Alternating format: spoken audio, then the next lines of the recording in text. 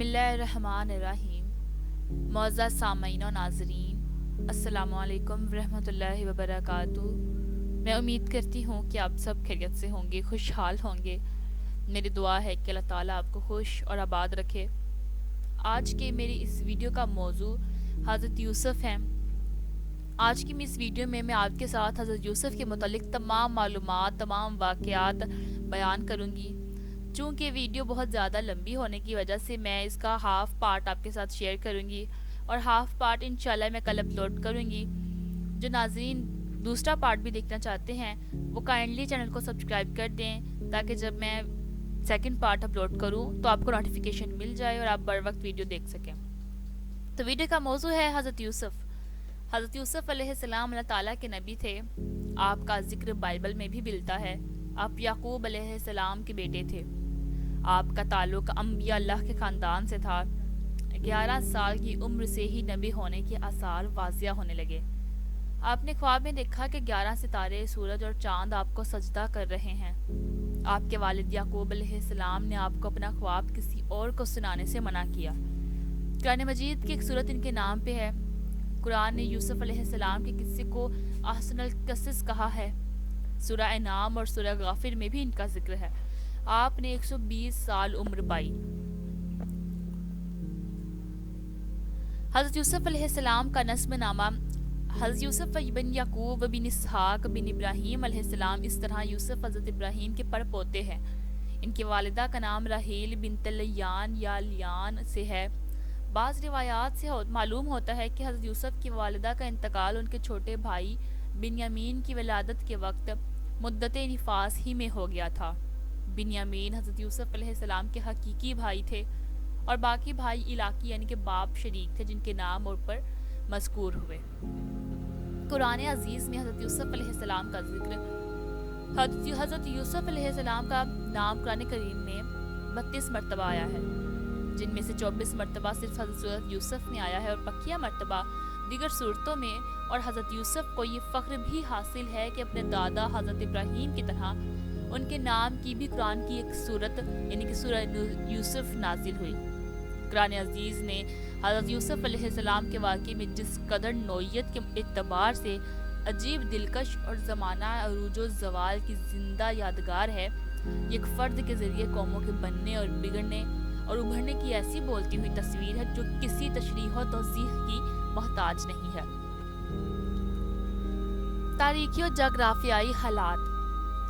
اس قصے کو سمجھنے کے لیے ضروری ہے کہ مختصراً اس کے متعلق کچھ تاریخی اور جغرافیائی معلومات بھی میں اپنے ناظرین کے ساتھ پیش نظر کر دوں۔ حضرت یوسف علیہ السلام حضرت یعقوب کے بیٹے اور اسحاق کے پوتے اور حضرت ابراہیم کے پڑ پوتے تھے۔ فلسطین میں حضرت یعقوب علیہ السلام کی جائے قیام جمرون کی وادی میں تھی۔ حضرت اسحاق اور حضرت ابراہیم کا مسکن بھی یہیں تھا۔ اس کے علاوہ حضرت یعقوب کی کچھ زمین سکم یعنی کہ موجودہ نابلس میں بھی تھی۔ بائبل کے علماء کی تحقیق اگر درست مان لی جائے تو یوسف کی پیدائش 1927 قاف میم کے لگ بھگ ہوئی، اور 1914 میں خواب کا واقعہ پیش آیا جس سے اس قصے کی ابتدا ہوتی ہے۔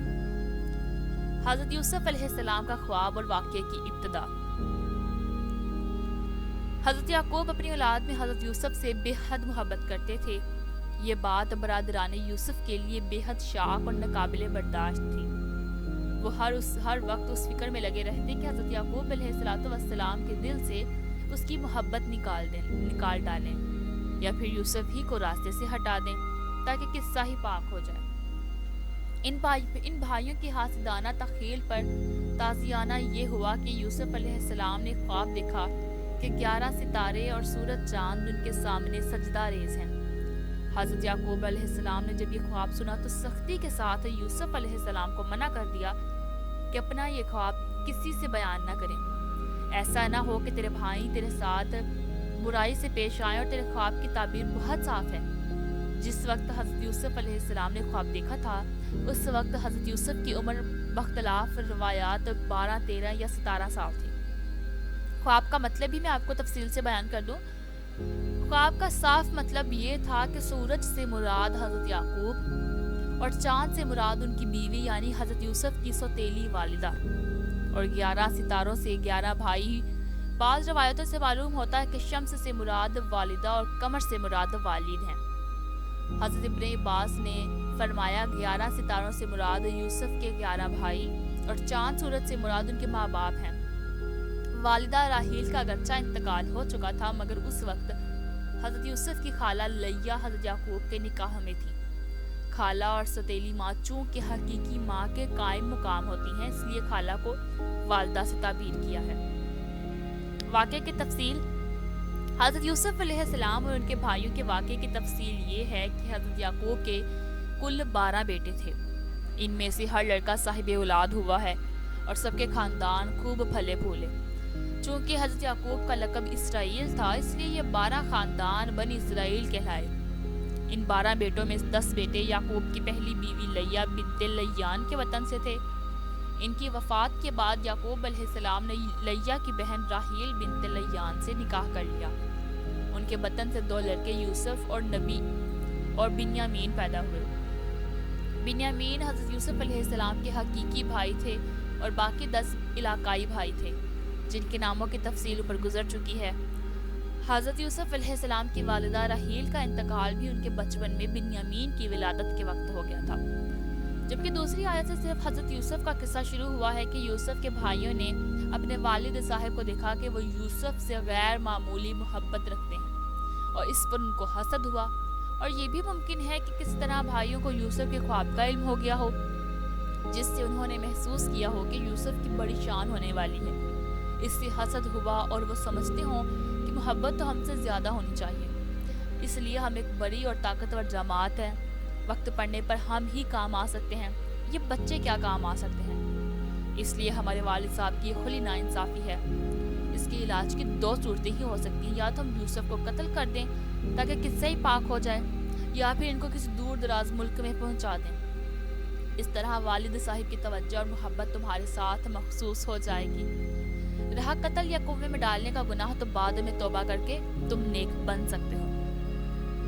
جب بھائیوں کے درمیان مشورہ میں یہ بات طے ہو گئی تھی کہ یوسف کو کسی اندھیرے کنویں میں ڈال دیا جائے تو اپنے والد صاحب کی خدمت میں حاضر ہوئے اور خیر خواہ انداز میں یہ درخواست پیش کی کہ ابا جان، یہ کیا بات ہے کہ آپ کو یوسف کے بارے میں ہم پر اطمینان نہیں، حالانکہ ہم اس کے پورے خیر خواہ اور ہمدرد ہیں۔ کل آپ اس کو ہمارے ساتھ سیر و تفریح کے لیے بھیج دیجئے کہ وہ بھی آزادی کے ساتھ کھائے پیے کھیلے کودے اور ہم اس کی پوری طرح حفاظت کریں گے۔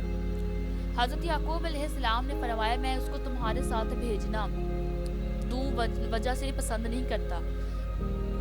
2 وجوہات انہوں نے بیان کی: مجھے اس نور نظر کے بغیر چین نہیں آتا، دوسرا یہ کہ مجھے خطرہ ہے کہ کہیں ایسا نہ ہو کہ تمہاری غفلت کی وجہ سے اس سے کوئی بھیڑیا کھا جائے۔ حضرت یعقوب نے بھیڑیے کا خطرہ یا تو اس وجہ سے محسوس کیا کہ سرزمین کنعان میں بھیڑیے زیادہ تھے، اور یا اس وجہ سے کہ حضرت یعقوب نے خواب دیکھا تھا کہ وہ خود ایک پہاڑ کے اوپر ہیں اور یوسف پہاڑ کے دامن میں ہے۔ اچانک 10 بھیڑیوں نے یوسف پر حملہ کرنا چاہا مگر ان میں سے ایک بھیڑیے نے مدافعت کر کے چھڑا دیا۔ پھر یوسف زمین کے اندر چھپ گئے، جس کی تعبیر بعد میں اس طرح ظاہر ہوئی کہ 10 بھیڑیے یہ 10 بھائی تھے، اور جس بھیڑی نے مدافعت کر کے ان کو ہلاکت سے بچایا وہ بڑے بھائی یہوذا تھے، اور زمین میں چھپ جانا یعنی کہ کنویں کی گہرائی کی تعبیر ہے۔ حضرت عبداللہ بن عباس ایک روایت میں منقول ہے کہ یعقوب کو اس خواب کی بنا پر خود ان بھائیوں سے خطرہ تھا اور انہی کو بھیڑیا کہا تھا، مگر مصلحتاً پوری بات ظاہر نہیں تھی۔ امام قرطبی نے یوسف کو کنویں میں ڈالنے کا واقعہ یہ بیان کیا ہے کہ جب ان کو کنویں میں ڈالنے لگے تو وہ کنویں کی مند سے چمٹ گئے۔ بھائیوں نے ان کے ہاتھ باندھ دیے تھے تاکہ کسی چیز کو نہ پکڑ سکے۔ اس وقت یوسف علیہ السلام نے بھی ان سے فریاد کی کہ مگر بجائے ان پر رحم کرنے کے جواب یہ ملا کہ 11 ستارے جو تجھے سجدہ کرتے ہیں ان کو بلا، وہی تیری مدد کریں گے۔ پھر ایک ڈور میں رکھ کر کنویں میں لٹکا دیا اور درمیان ہی میں رسی کاٹ دی۔ اللہ تعالیٰ نے یوسف کی حفاظت فرمائی اور قریب ہی ایک پتھر کی چٹان جو باہر کو نکلی ہوئی تھی صحیح سالم اس پر بیٹھ گئے۔ بعض روایات میں کچھ اس طرح آتا ہے کہ جبرائیل نے ان کو چٹان پر بٹھا دیا تھا۔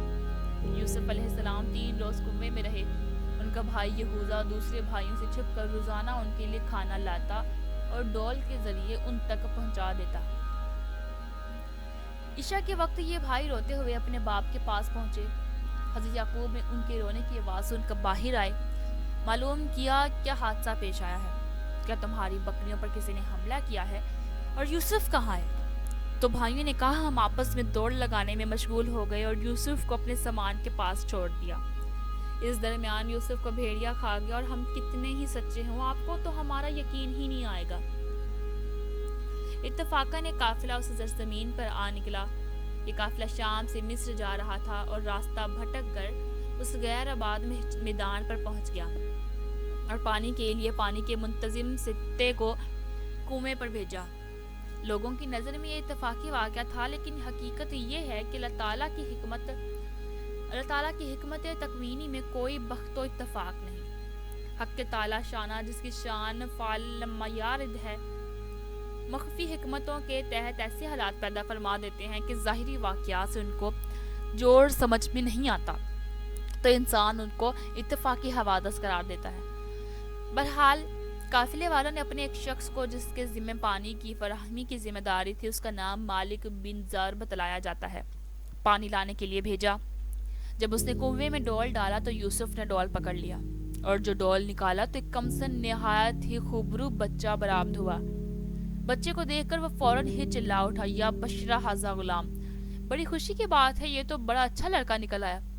جب یوسف کے بھائیوں کا معلوم ہوا کہ قافلے والوں نے یوسف کو کنویں سے نکال لیا ہے تو دورے ہوئے پہنچے اس مقام پر۔ بعض مفسرین نے لکھا ہے کہ برادران یوسف کو قافلے والوں کے ساتھ فروخت کر دیا، مگر مفسرین کے اس قول کی تائید نہ تورات سے ہوتی ہے اور نہ روایات سے، اور نہ قرآن عزیز کی آیات سے، بلکہ حقیقت یہ ہے کہ قافلے والوں ہی نے یوسف کو کنویں سے نکالا اور غلام بنا لیا اور مال تجارت کے ساتھ ان کو مصر لے گئے۔ سلسلہ واقعہ کی اگلی کڑی یہ ہے کہ یوسف کے بھائیوں نے حضرت یوسف علیہ السلام کو ایک اسماعیلی مدیانی قافلے کے ہاتھوں میں ایک قلیل قیمت میں غلام گر یختہ قرار دے کر فروخت کر دیا۔ یہ قافلہ شام سے مصر کو بخورات، ہلسان اور مسالہ جات لے کر جاتا تھا۔ بعض مفسرین نے لکھا ہے کہ یوسف کو خود ان کے بھائیوں نے ہی کنویں سے نکال کر قافلے کے ہاتھوں فروخت کیا، مگر چند مفسرین ایسے بھی ہیں جنہوں نے اس قول کی تائید و موافقت نہ تورات کرتی ہے اور نہ قرآن عزیز، بلکہ دونوں سے یہی معلوم ہوتا ہے کہ قافلے والوں ہی نے یوسف کو کنویں سے نکالا تھا اور اپنے مال تجارت کے لیے ساتھ لے گئے تھے۔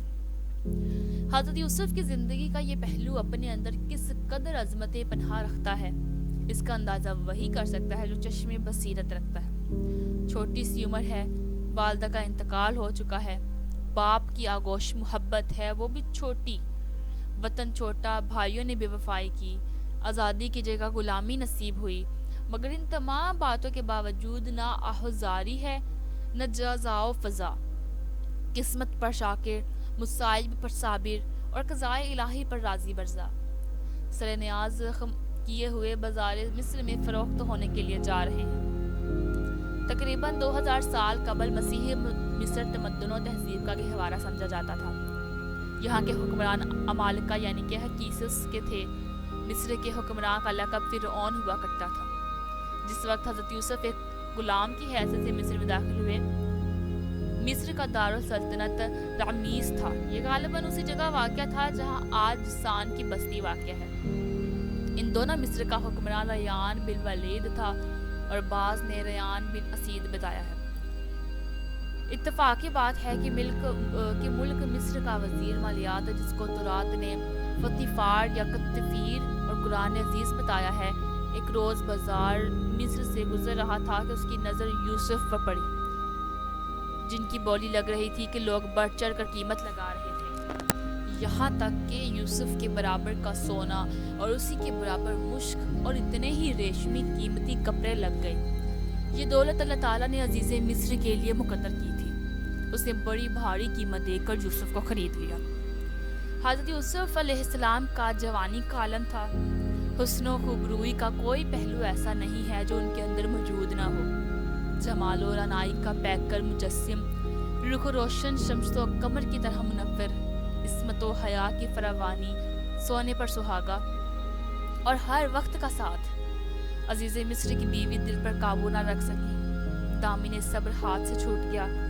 یوسف پر 1000 جان پرواہ نہ کرنے والی قربان ہونے لگی، مگر ابراہیم کا پوتا اسحاق و یعقوب کا نور دید، خانوادہ نبوت کا چشم و چراغ اور منصب نبوت کے لیے منتخب بھلا، اس سے کس طرح ممکن تھا کہ ناپاکی اور فحش میں مبتلا ہو اور عزیز مصر کی بیوی کے ناپاک عزائم کو پورا کرے؟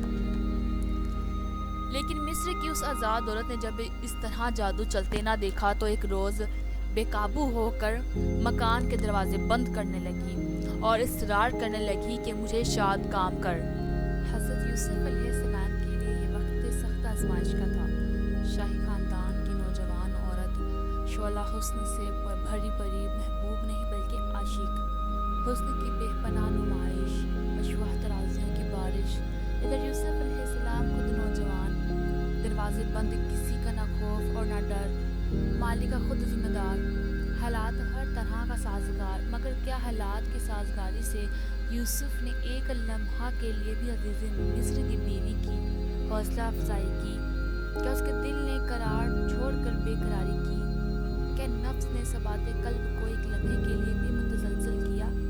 نہیں، ہرگز نہیں، بلکہ اس کے برعکس اس پیکر عصمت، امین نبوت، وحی الہی نے دو ایسے معقول و محکم دلائل سے اس مصر کی حسینہ کو سمجھانے کی کوشش کی جو ایک ایسی ہستی ہی سے ممکن تھی جس کی تربیت براہ راست گوشِ الہی میں ہوئی ہو۔ فرمایا یہ ناممکن ہے، پناہ بخدا میں اور اس کی نافرمانی کروں جس کا اسم جلالت اللہ ہے اور وہ تمام کائنات کا مالک و مولا ہے؟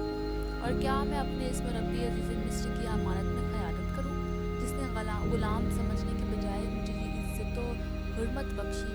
اگر میں ایسا کروں تو ظالم ٹھہروں گا اور ظالموں کے لیے انجام و مال کے اعتبار سے کبھی فلاح نہیں ہے۔ مگر عزیز مصر کی بیوی پر اس نصیحت کا مطلق اثر نہ ہوا اور اس نے اپنے ارادے کو عملی شکل دینے پر اصرار کیا۔ اب یوسف نے اپنے اس برہان ربی کے پیش نظر جس کو وہ دیکھ چکے تھے صاف انکار کر دیا۔ کچھ اس طرح ہوا کہ یوسف اور پھسلایا یوسف کو، ایک قرآن مجید میں ایک آیت آتی ہے جس کا ترجمہ کچھ یوں ہے کہ پھسلایا یوسف کو اس عورت نے جس کے گھر میں وہ رہتے تھے اس کے نفس کے بارے میں، اور دروازے بند کر لیے اور کہنے لگی یا میرے پاس یوسف۔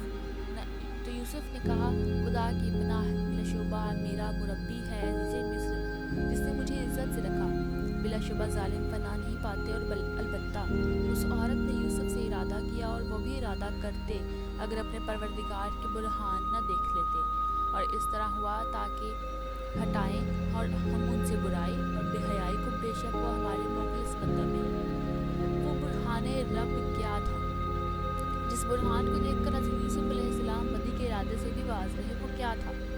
قرآن کریم نے یہ واضح نہیں کیا کہ وہ برہان رب کیا تھا۔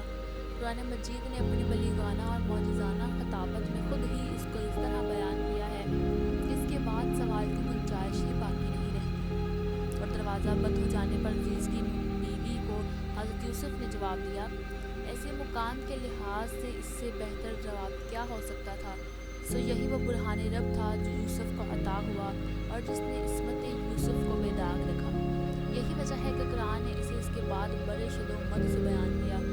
قزلہ کا یوں ہی ہوا تاکہ ہٹا دے ہم اس سے برائی اور بے حیائی، بے شک وہ ہمارے مخلص بندوں میں سے ہے۔ خلاصہ یہ تھا کہ حضرت یعقوب کی صورت کا نظر آنا اور ان کا اشارے سے منع کرنا، یا فرشتے کا ظاہر ہو کر اس کو اس سے روکنا، یا عزیز کے گھر میں رکھے ہوئے بت پر عزیز مصر کی بیوی کا پردہ ڈالنا اور حضرت یوسف علیہ السلام کا اس سے عبرت حاصل کرنا، ان تمام اقوال کے مقابلے میں برہان رب کی وہی تفسیر بہتر ہے جو قرآن عظیم کی نظم و ترتیب سے ثابت ہے، یعنی ایمان باللہ کا حقیقی تصور، مربی مجازی احسان کی احسان سے شناسی اور وصف ایمانت۔ بہرحال حضرت یوسف جب دروازے کی طرف بھاگے تو عزیز کی بیوی نے پیچھا کیا اور دروازہ کسی طرح کھل گیا۔ سامنے عزیز مصر اور عورت کا چچا زاد بھائی کھڑے ہوئے تھے۔ عورت ان کو دیکھ کر کچھ ہانپ سی گئی اور اصل حقیقت کو چھپانے کے لیے غیظ و غضب میں آ کر کہنے لگی ایسے شخص کی سزا قید خانہ یا دردناک سزا کے سوا اور کیا ہو سکتی ہے جو تیرے اہل کے ساتھ ارادہ بد رکھتا ہو؟ حضرت یوسف علیہ السلام اس کے مکر فریب کو سنا تو فرمایا یہ اس کا بہتان ہے، اصل حقیقت یہ ہے کہ خود اس نے میرا ساتھ इरादा बंद किया था, मगर मैंने किसी तरह न माना और भाग कर बाहर निकलना चाहा था कि इसने पीछा किया। इत्तेफाकन सामने आप नजर आ गए तो इसने झूठ कर लिया। अजीज की बीवी का चचाजाद भाई जकी यानी समझदार और होशियार था। उसने कहा यूसुफ का पैराहन देखना चाहिए। अगर वो पैराहन यानी कि कमीज कुर्ता उनका, अगर वो सामने से चाक है तो औरत रास्तबाज है, और अगर पीछे से चाक है तो यूसुफ सादिक कौल है और औरत झूठी है। जब देखा गया तो यूसुफ का पैराहन पीछे से चाक था। अजीज मिस्र ने असल हकीकत को समझ लिया, मगर अपनी इज्जत और नामोस की खातिर मामले को ख़त्म करते हुए कहा, यूसुफ सच्चे तुम ही हो, और इस औरत के मामले से दरगुजर करो और उसको यहीं ख़त्म कर दो। और फिर बीवी से कहा, ये सब तेरा मक्र है, जो तुम औरतों का मक्र फरेब बहुत ही बड़ा होता है। बिलाशुबा तू ही खताकार है, लिहाजा अपनी इस हरकत बद के लिए इस्तग़फ़ार कर और माफ़ी मांग। बाज़ रवायात में कहा गया है कि यह शहादत पेश करने वाला एक शेरख्वार बच्चा था। खुदा ने उससे क़ुव्वत क़याई अता फरमाई और इस बच्चे ने यह शहादत दी। लेकिन ये रवायत किसी सही कवी सन से साबित नहीं है और न इस मामले में ख्वामखा मौजूदे से मत लेने की ज़रूरत महसूस होती है। इस शाहिद ने जिस करीने की बुनियाद पर जिस शहादत की तरफ तवज्जो दिलाई है वो सरासर एक माकूल शहादत है, और उसको देखने से बैकी नज़र मालूम होता है कि वो शख्स एक मामला फहम और जहांदीदा आदमी था, जो सूरत मामला सामने आते ही मामले की तह तक पहुँच गया। मुफस्सरीन के यहाँ शेरख्वार बच्चे का किस्सा दरअसल यहूदी रवायत से आया है।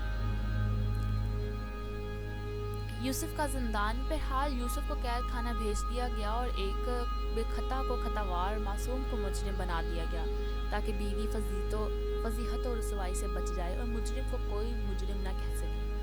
अजीज़ मिस्र और उसके दोस्तों को अगरचे यूसुफ अलैहिस्सलाम की पाक दामनी की खुली निशानियां देखकर यकीन हो गया था, मगर शहर में इस वाक़े का चर्चा होने लगा तो उसको ख़त्म करने के लिए मसलहतन इसी में नज़र आई कि कुछ अरसे के लिए यूसुफ को जेल भेज दिया जाए, और ये मसलहत भी पेश नज़र हो सकती है कि इस बहाने से यूसुफ को अपनी बीवी से अलग कर दिया जाए ताकि वह दोबारा इस किस्म की हरकत न कर सके। हुस्न इत्तफाक को यूसुफ के साथ दो नौजवान भी कैद खाना में दाखिल हुए। ये दोनों नौजवान शाही दरबार से वाबस्ता थे। एक उनमें से बादशाह का साकी था और दूसरा शाही बावर्ची खाना का जिम्मेदार। जिस ज़माने में ये वाक़या पेश आया उस ज़माने के फ़िरौन का नाम रयान बिन अल-वलीद था, और उस साकी का नाम अब्रुहा या अदवीना था, और दूसरे का नाम मुखलिब या गालिब था। नाम के बारे में रवायात तमाम मुख्तलिफ होती हैं। बयान किया गया कि मिस्र के कुछ लोगों ने जो बादशाह से किसी वजह से नाराज़ थे, बादशाह को रास्ते से हटाने की साजिश की और इसका आला कार इन दोनों नौजवान को बनाया। उनको ये लालच दिया कि अगर तुम बादशाह के खाने या पीने में जहर डालकर बादशाह को हलाक कर दोगे तो तुम्हें बहुत सा माल देंगे। ये दोनों नौजवान इस पर आमादा हो गए, मगर बाद में साकी इस मामले से अलग हो गया, लेकिन नानपुज इस पर कायम रहा और बादशाह के खाने में इसने जहर मिला दिया। जब खाना बादशाह के सामने आया तो साकी ने अर्ज़ किया कि आप इसको खाने को ना खाएं, इसलिए कि ये खाना जहर आलूद है। और खबास ने जब ये सूरत हाल देखी तो कहा, बादशाह सलामत, आप ये मशरूब ना पिएं, इसलिए कि इसमें जहर मिला हुआ है। बादशाह ने साकी से कहा तुम इस मशरूब को पियो। चनाचा साकी ने पी लिया और उसको कोई नुकसान नहीं हुआ। इसके बाद नानपुस से कहा कि तुम ये खाना खाओ। उसने इनकार कर दिया। वो खाना के जानवर को खिलाकर तजर्बा किया गया, चनाचा वो जानवर मसमूम खाना खाकर मर गया।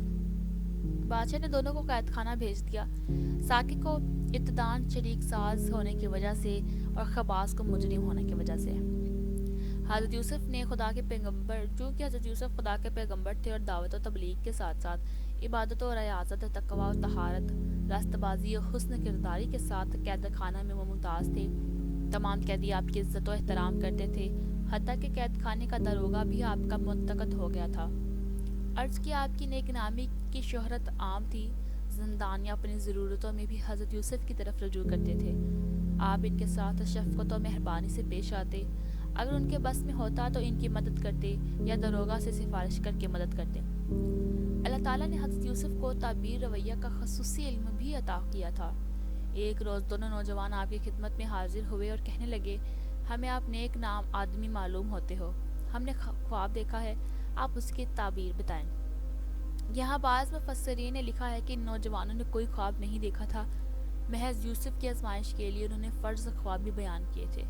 अल्लामा स्यूती की राय भी यही है, मगर दीगर अक्सर मुफस्सिरीन की राय इसके खिलाफ है। खुलासा ये कि दोनों नौजवानों ने अपने ख्वाब بیان کیے۔ اول ساقی نے کہا میں نے خواب دیکھا ہے کہ شراب کے لیے انگور نچوڑ رہا ہوں، اور دوسرے نے کہا میں نے یہ دیکھا ہے کہ میرے سر پر روٹیوں کا اخوان ہے اور پرندے اس سے کھا رہے ہیں۔ حضرت یوسف نبی اور نبی ذات تھے، دین کی تبلیغ کا ذوق ان کے رگ و ریشہ میں پیوست تھا، اس لیے دین حق کی اشاعت ان کی زندگی کا نصب العین تھا۔ گویا قید میں تھے مگر مقصد حیات کیسے فراموش کر سکتے تھے۔ موقع کو غنیمت جانا اور ان سے نرمی اور محبت سے فرمایا بے شک اللہ تعالیٰ نے جو باری مجھے تعلیم فرمائی ہے منجملہ اور ان کے تعبیر و روایہ کا علم بھی اس نے مجھے عطا کیا ہے۔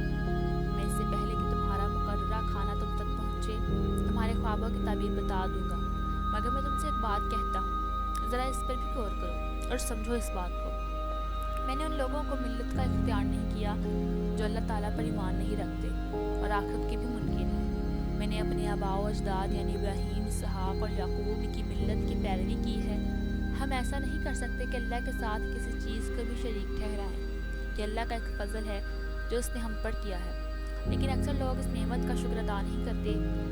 اے دوستو، تم اس پر بھی غور کیا کرو کہ جدا جدا معبودوں کا ہونا بہتر ہے، یہ یکتا اللہ جو سب پر غالب ہے۔ تم اس کو علاوہ جن کی بندگی کرتے ہو ان کی حقیقت اس کے سوا کچھ نہیں کہ چند نام ہے جن کو تمہارے باپ دادا نے گھیر لیا ہے۔ اللہ تعالیٰ نے ان کے بارے میں برہان و سند نہیں اتاری، حکومت تو صرف اللہ ہی کی ہے۔ اسے یہ حکم دیا ہے کہ اس کے سوا کسی کی بندگی نہ کرو۔ راہ مستقیم یہی ہے کہ تم مشرک کے راستے سے ہٹ جاؤ، مگر اکثر لوگ نہیں جانتے، جس کی وجہ سے شکر گزاری بھی نہیں کرتے۔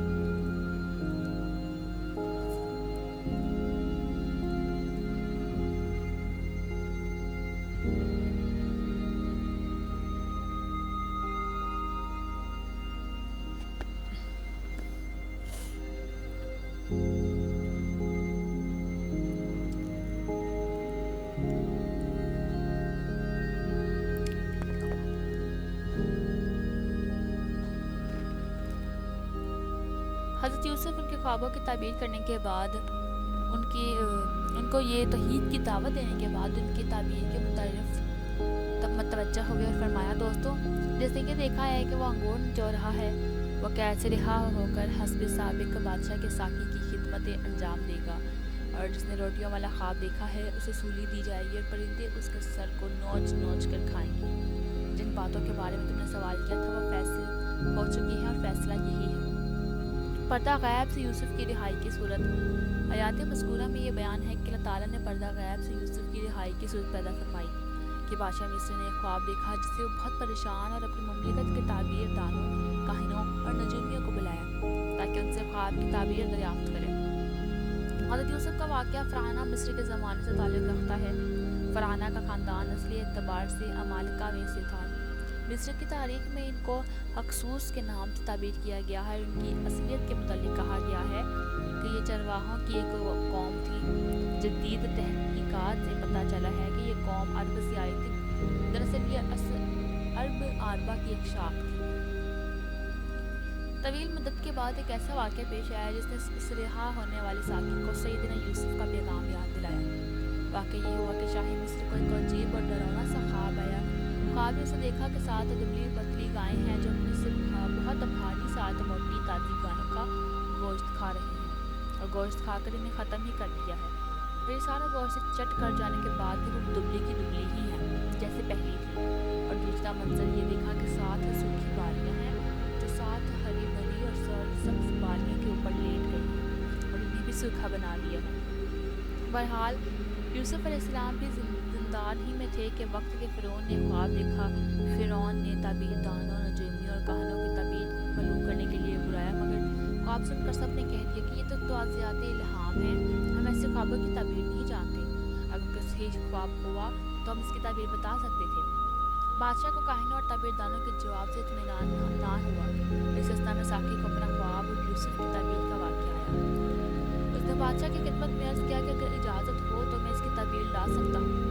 بادشاہ کی اجازت سے اسی وقت قید خانہ پہنچا اور یوسف کا بادشاہ کا خواب سنایا اور کہا کہ آپ اس کو حل کیجیے، کیونکہ آپ سچائی اور تقدس کے پیکر ہیں، آپ بھی اس کو حل کر سکتے ہیں۔ اور کیا عجب ہے کہ جن لوگوں نے مجھے بھیجا ہے، جب میں صحیح تعبیر لے کر ان کے پاس جاؤں تو آپ کی حقیقی قدر و منزلت سمجھ سکیں۔ حضرت یوسف کی کمال صبر و استقلال کا اندازہ کیجیے اور جلالت قدر کا اندازہ لگائیے کہ جن ظالموں نے مجھ بے قصور کو زندان میں ڈالا ہے وہ اگر تباہ ہو جائیں، اس بات کا حل نہ پا کر برباد ہو جائیں تو اچھا ہے، ان کی یہی سزا ہے۔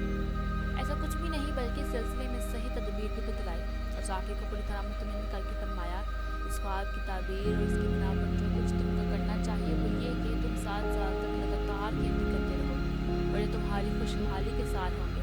جب کھیتی کٹنے کا وقت آئے تو جو مقدر تمہارے سال بھر کھانے کے لیے ضروری ہو اس کو الگ کر لو اور باقی غلہ کو ان کے خوشوں میں رہنے دو تاکہ محفوظ رہیں اور گلے سڑے نہیں۔ اس کے بعد 7 سال سخت قحط سالی کے آئیں گے اور وہ تمہارا جمع کیا ہوا تمام ذخیرہ ختم کر دیں گے۔ اس کے بعد پھر ایک ایسا سال آئے گا کہ خوب بارش ہوگی، کھیتیاں ہری بھری ہوں گی اور لوگ پھلوں اور دانوں سے عرق اور تیل بہتات کے ساتھ نکالیں گے۔ ساقی نے دربار میں جا کر پورا واقعہ بادشاہ کو سنا دیا۔ خواب کی تعبیر سن کر بادشاہ یوسف کے علم و دانش اور جلالت قدر کا قائل ہو گیا اور نادیدہ مشتاق بن کر کہنے لگا، ایسے شخص کو میرے پاس لاؤ۔